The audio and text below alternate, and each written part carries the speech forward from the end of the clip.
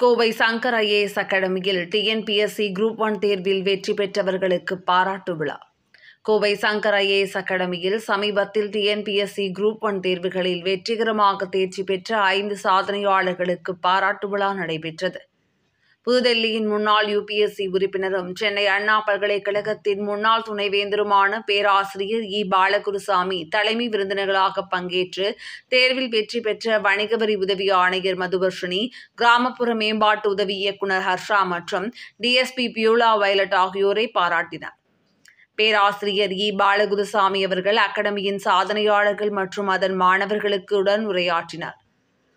குடிமைப் பணி என்பது தேசத்தை கட்டி எழுப்புவதற்கான முதுகெலும்பு என்றும் மக்களுக்கு சேவை செய்வதே அரசு ஊழியர்களின் அடிப்படை கடமை என்றும் அவர் கூறினார்.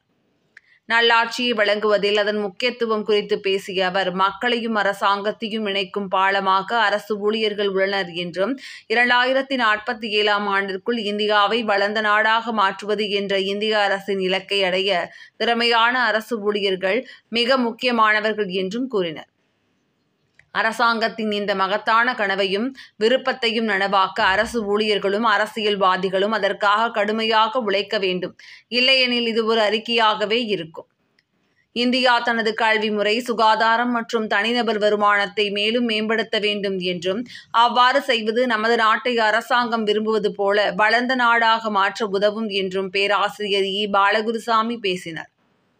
அரசு ஊழியர்களாக மாற விரும்புவோர் புறநிலையாக முடிவுகளை எடுக்கவும், சமூகத்தின் கோரிக்கைகள், பிரச்சினைகளுக்கு விரைவாக பதிலளிக்கவும், பணியில் மிகுந்த வெளிப்படைத்தன்மையை கடைபிடிக்கவும், பொறுப்புணர்வுள்ள நபராக இருக்கவும் கேட்டுக்கொண்டார்.